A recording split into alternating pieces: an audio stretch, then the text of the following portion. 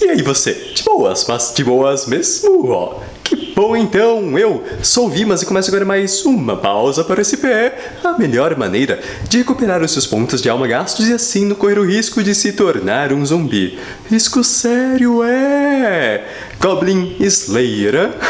Finalmente chegou o momento de conversarmos sobre essa belíssima, na minha opinião, história. E sim, faz muito tempo que passou a hype. Não faz muito tempo que um homem começou a serrar telha aí, eu acho, azulejo, eu não sei.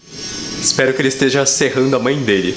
Não, pera. Zoas. O cara tá trabalhando honestamente. Deixemos-lo. E não deve parar tão cedo, então eu vou continuar gravando. Me perdoem qualquer coisa. Pior que aqui o teto é de madeira. E entre o teto e as telhas há um espaço. Nesse espaço, alguns pássaros moram.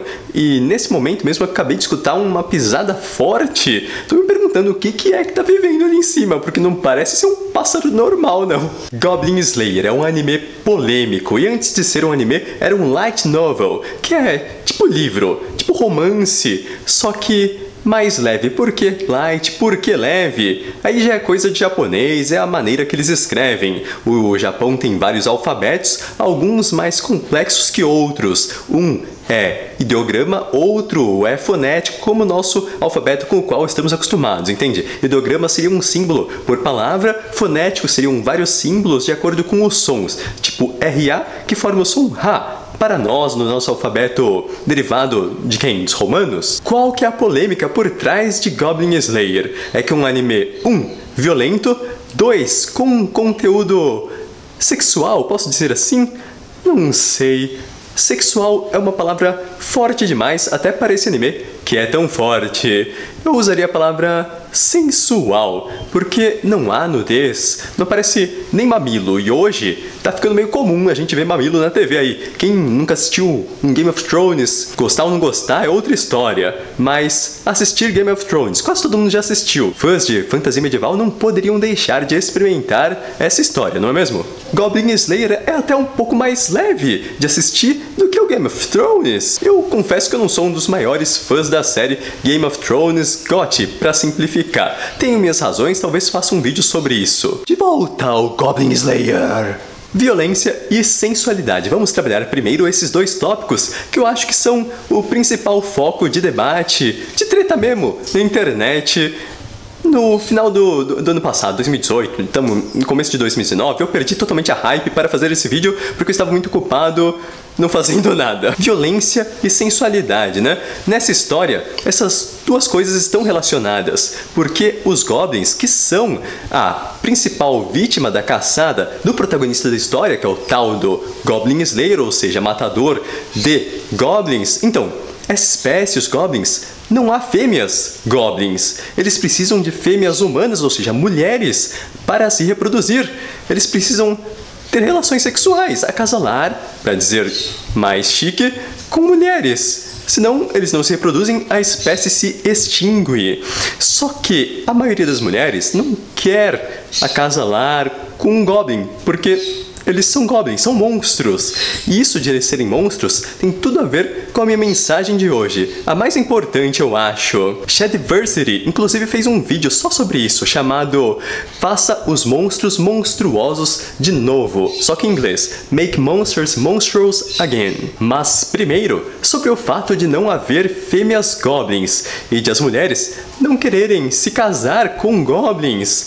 O que os goblins precisam fazer para perpetuar a espécie? Um negócio meio darwiniano até. Eles precisam fazer um estilo de vida viking aí. Eles invadem as aldeias, as vilas, as cidades e matam os homens, sequestram as mulheres. Podem até se fixar na própria cidade mesmo, se for confortável, eles não têm um ninho próprio. Aí eles que decidem. A questão é, eles estão com as mulheres e estão estuprando essas mulheres.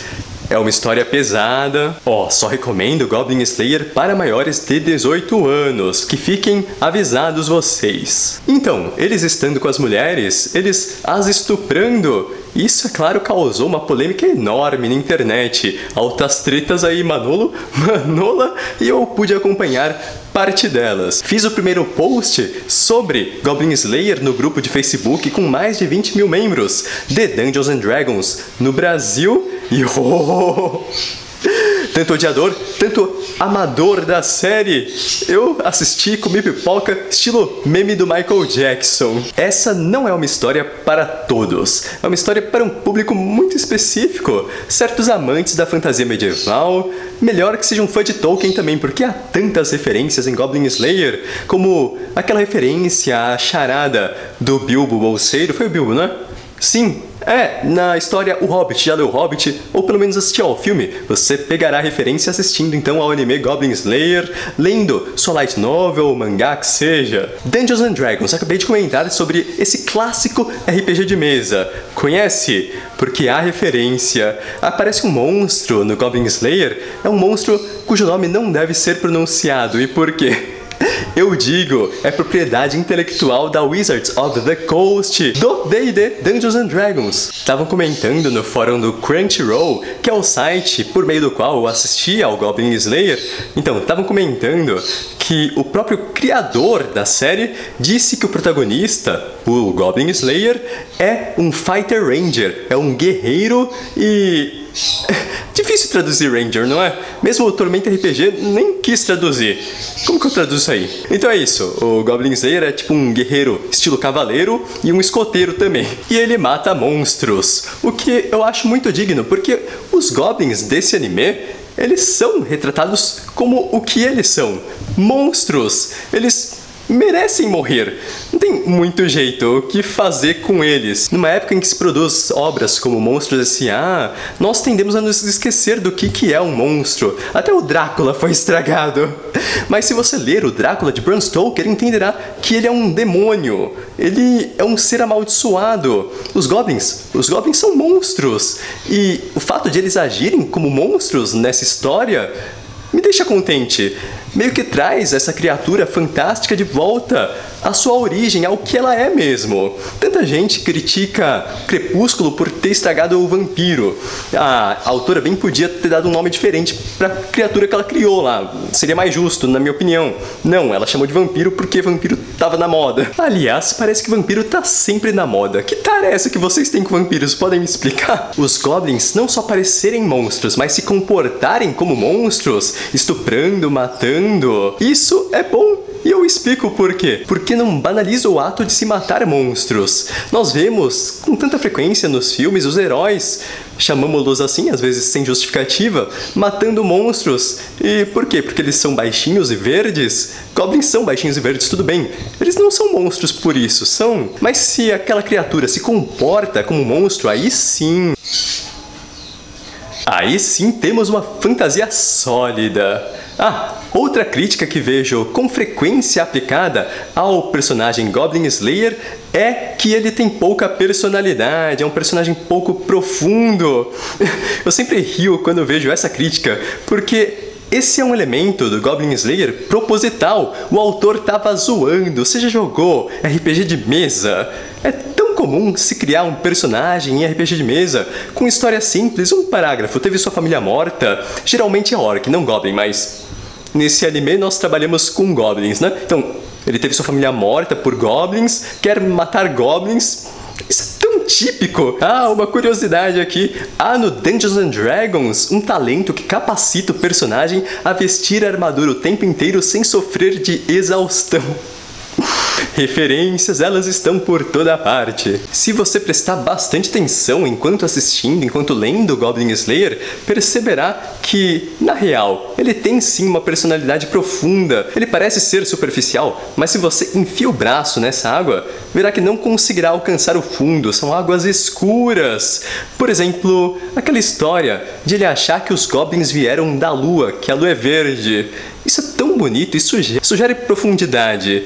Não só isso, mas há tantos pequenos detalhes que você pode estudar nesse personagem, você vai chegar na conclusão de que ele é muito mais rico do que parece numa primeira vista. O próprio estoicismo, que é citado literalmente na história, dizem que ele é estoico. Você sabe o que é o estoicismo? Fonte: Dicionário de Filosofia de Nicola Abaiano. Sobre os fundamentos do estoicismo, ó só, condenação total de todas as emoções e exaltação da apatia como ideal do sábio. E tem tudo a ver com a personalidade do Goblin Slayer. qualquer que seja o nome dele. Eu tô dizendo tanto Goblin Slayer aqui que eu tô ficando perturbado. Falando nisso, ó só, outra zoação aí do autor, porque nos RPGs é tão comum se chamar os personagens por suas classes ou suas raças, tipo, fala com o anão aí, ou fala com o bárbaro. Goblin Slayer. Essa com certeza não é uma história para todos, mas como história cumpriu sua função. Qual que é a função das histórias? É nos causar uma forte emoção, como disse o Fernando Pessoa, só que da maneira dele, né? Eu sou menos poeta. Odeie Goblin Slayer, ame Goblin Slayer. Essa é uma história que deu certo e que pode nos ajudar a trazer reflexões sobre a fantasia medieval, reflexões que eu mesmo nunca havia feito.